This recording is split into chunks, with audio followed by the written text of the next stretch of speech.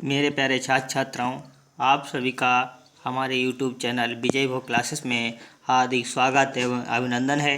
अगर वीडियो अच्छा लगे तो लाइक शेयर और सब्सक्राइब जरूर करें और ज़्यादा से ज़्यादा लगे लोग जो आपके ग्रुप में जुड़े हुए हैं और आपके जो इंटर से जो भी जानने पहचानने वाले छात्र एवं छात्राएँ हैं उनको भी वीडियो को शेयर करेंगे और सब्सक्राइब करना जो है उनको भी बताएंगे, क्योंकि उनको भी लाभ मिल सके हमारे द्वारा बनाए गए वीडियो से। और जो है आपके सिलेबस में जयशंकर प्रसाद द्वारा जो गीत था वो हटा दिया गया है। कोविड-19 के तहत 30% कोर्स जो आपका काटा गया है उसमें से जयशंकर प्रसाद का गीत जो लेसन था वो काट दिया गया है। सिर्फ बचा आपका है श्रद्धा मनु जयशंकर प्रसाद का। तो श्रद्धा मनु का आपको व्याख्या में देखिएगा क्या है। श्रद्धा मनु की व्याख्या में आपको दिया है, कौन तुम संस्कृत जल निधि तीर तरंगों में फेंकी मणि एक, कर रहे निर्जन का चुपचाप प्रभा की धारा से अभिषेक, ए मधुर विश्रांत और एकांत जगत का सुलझा हुआ रहस्य, एक करुणामय सुंदर मौन और चंचल मन का आलस्य। कौन तुम संस्कृति जल निधि तीर तरंगों में फेंकी मणि एक।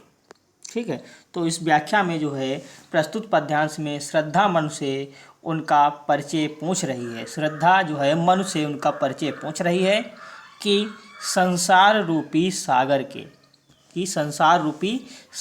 के तट पर तरंगों द्वारा फेंकी हुई किसी मणि के सदृश तुम कौन हो। ये जो है श्रद्धा मनु से क्या पूछ रही है, उनका परिचय पूछ रही है। कौन तुम संस्कृत जलनिधि तीर तरंगों में फेंकी मणि एक, जो है कि पूछ रही है कि संस्कृति जलनिधि तुम संसार रूपी सागर के, ठीक है, संसार रूपी सागर के तट पर तरंगों की लहरों द्वारा फेंकी हुई किसी मणि के सदृश कौन तुम। सदृश मतलब मणि के समान कौन तुम हो। मणि के समान जो है तुम कौन हो, जो चुपचाप बैठे हो, जो कर रहे निर्जन का चुपचाप प्रभा की धारा से अभिषेक, जो चुपचाप बैठे अपनी शोभा की किरणों से इन निर्जन प्रदेश को स्नान कर रहे हो। ठीक है, इन निर्जन प्रदेश को स्नान कर रहे हो निर्जन का चुपचाप प्रभा की धारा से अभिषेक। कौन जो तुम चुपचाप बैठे अपनी शोभा की, ठीक है, अपनी प्रभा का अर्थ होगा शोभा की किरणों से जो है इन निर्जन प्रदेश को स्नान करा रहे हो। ठीक है, करा रहे हो। मधुर विश्रांत और एकांत जगत का सुलझा हुआ रहस्य। ठीक, अर्थात जिस प्रकार लहरें समुद्र के तल से किसी मणि को उठाकर तट पर पटक देती हैं, ठीक है, पटक देती हैं, एक करुणा में सुंदर मौन और चंचल मन का आलस्य, उसी प्रकार सांसारिक आघातों से ठुकराए हुए भव्य पुरुष तुम कौन हो।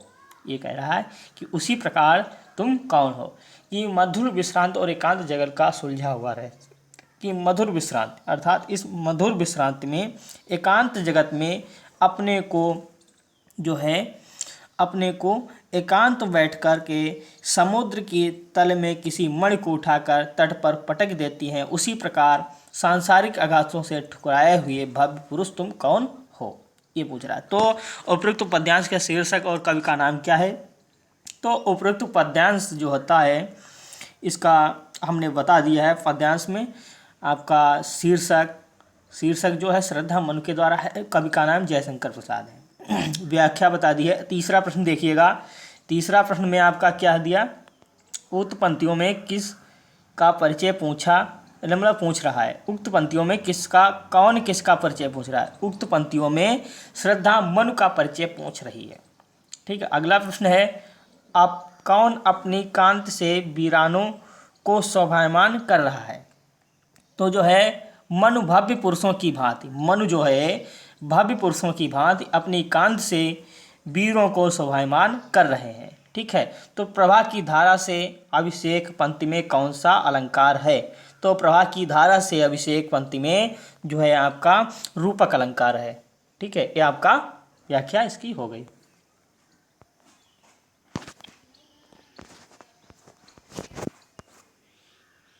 अगला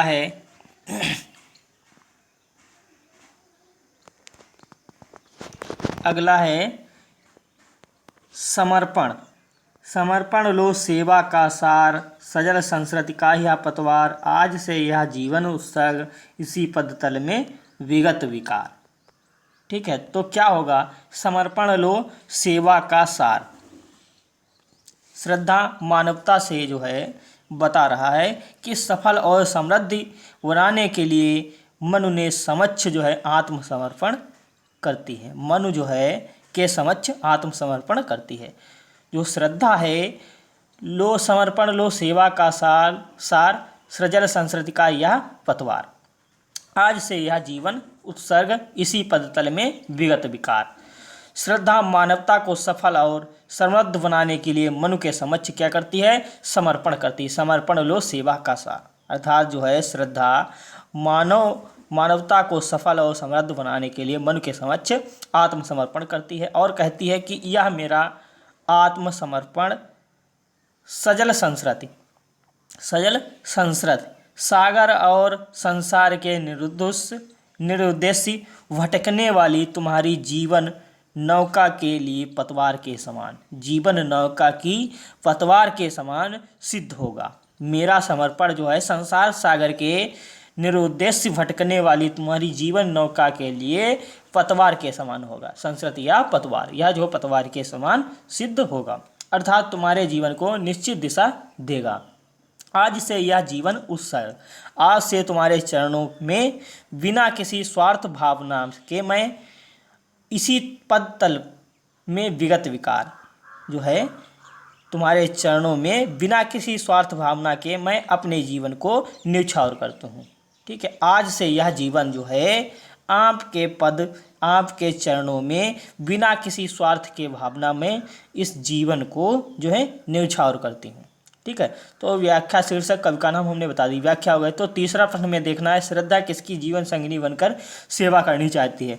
तो श्रद्धा जो है, जो तीसरा प्रश्न में हमने बताया, श्रद्धा मनु ने संसार और जीवन को क्या मान लिया है?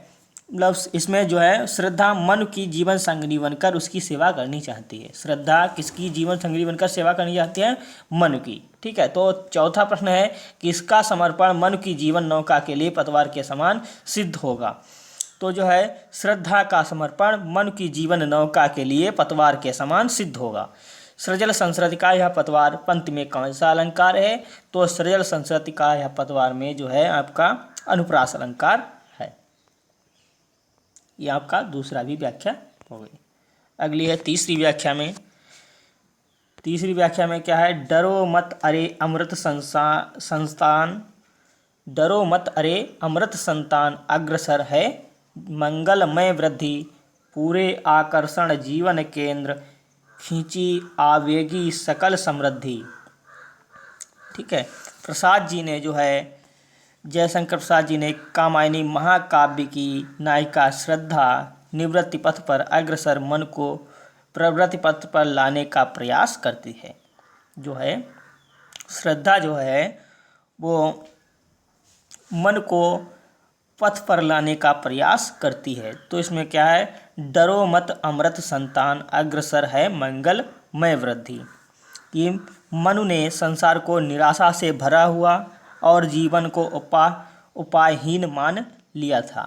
जो है मनु ने संसार को जो है निराशा से भरा हुआ और जीवन को उपायहीन मान लिया था।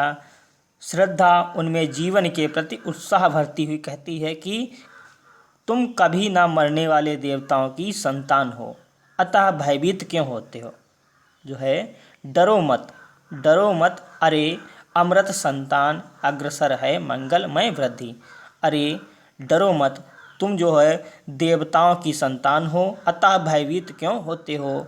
तुम्हारे सामने मंगलों की भरपूर समृद्धि है। मंगलमय वृद्धि, तुम्हारे सामने जो है मंगलों की भरपूर समृद्धि है।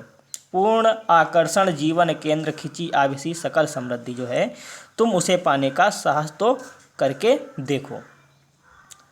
शीर्षक और कवि का नाम पहले ही बता दिया, रेखांकित अंश की व्याख्या में हो गया। कि इसमें व्याख्या में क्या बताया कि श्रद्धा जो है मनुष्य कहती है कि डरो मत, अरे तुम जो है देवताओं की संतान हो, अतः भयभीत क्यों होते हो, तुम्हारे सामने जो है मंगलों की भरपूर समृद्धि है, उसे तुम पाने का जो है साहस करके देखो।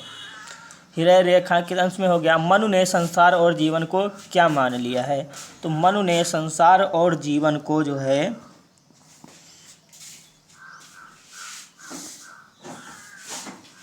तीसरा प्रश्न है, तो मनु ने संसार को निराशा से भरा और जीवन को उपायहीन मान लिया है।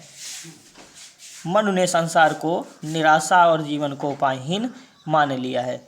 चौथा प्रश्न है, श्रद्धा मन को किसकी संतान बताकर उत्साहित करती है। श्रद्धा मन को जो है देवताओं की संतान बताकर उत्साहित करती है। कब सकल समृद्धि पास खींची चली आएगी।